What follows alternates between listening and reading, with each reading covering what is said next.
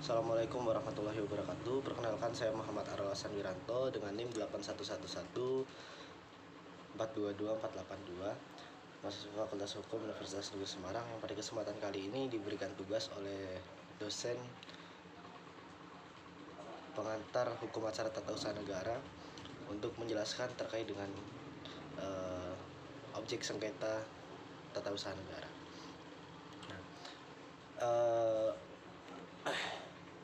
Di sini saya akan membahas tentang keputusan tata usaha negara atau KTUN sebagai objek sengketa dalam hukum acara peradilan tata usaha negara atau PTUN.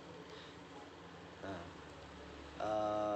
pertama, berdasarkan pasal 1 ayat 9 Undang-Undang Nomor 5 Tahun 1986 tentang PTUN yang telah diubah oleh Undang-Undang Nomor 9 Tahun 2004 dan Undang-Undang Nomor 51 Tahun 2019 yang menjelaskan bahwa KTUN adalah penetapan tertulis yang dikeluarkan oleh badan atau pejabat tata usaha negara yang berisi tindakan hukum tata usaha negara berdasarkan peraturan perundang-undangan yang bersifat konkret, individual, dan final yang menimbulkan akibat hukum bagi seseorang atau badan hukum perdata. KTUN dapat diidentifikasi melalui unsur-unsurnya, yaitu pertama adalah penetapan tertulis, yang berarti KTUN harus berbentuk dokumen tertulis sebagai bukti adanya keputusan administratif. Contoh, surat keputusan, izin, atau surat pemberitahuan. Yang kedua, dikeluarkan oleh badan atau pejabat tata usaha negara. Nah, yang artinya adalah badan atau pejabat TUN ini adalah institusi yang menjalankan fungsi pemerintahan baik di tingkat pusat maupun daerah, seperti gubernur, menteri, bupati, atau kepala dinas. Nah, kemudian harus bersifat konkret. Keputusan itu harus jelas mengenai objek yang dimaksud. Jadi bukan satu keputusan yang abstrak. Contohnya kayak keputusan tentang pemberian izin lokasi kepada pemohon tertentu dan lain sebagainya. Keempat, bersifat individual, ditunjukkan kepada subjek hukum tertentu, baik individu maupun badan hukum. Misalnya kayak keputusan pemberhentian seorang pegawai negeri sipil atau PNS. Jadi surat keputusan pemberhentian PNS juga termasuk dalam KTUN.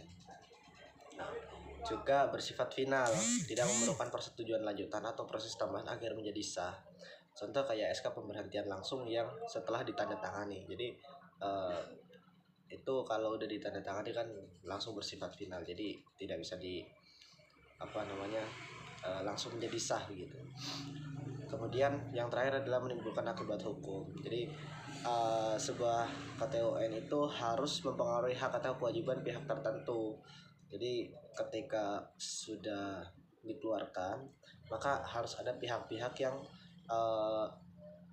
menaati gitu. Nah, ya seperti tadi, misal surat pemberhentian PNS, maka PNS tersebut dianggap sudah tidak bisa bekerja lagi sebagai PNS. Nah, terus fungsi KTUN sebagai objek sengketa TUN itu ada beberapa. Yang pertama adalah ada dua sih. Yang pertama adalah sebagai batas kewenangan PTUN. Ya, hanya KTUN yang memenuhi unsur di atas yang tadi sudah saya sebutkan yang dapat digugat di Pengadilan Tata Usaha Negara.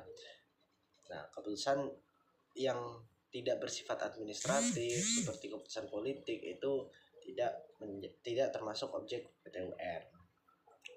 Terus fungsi yang kedua adalah menjamin perlindungan hukum. Masyarakat dapat menggugat keputusan TUN yang dirasa merugikan haknya. Nah,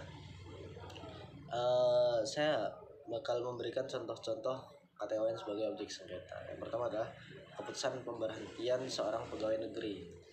Kedua, penetapan hasil seleksi CPNS, pencabutan izin usaha, dan keputusan menolak permohonan izin mendirikan bangunan atau IMB. Sebenarnya masih banyak contoh yang lain, tapi saya sebutkan itu saja yang paling umum. Kemudian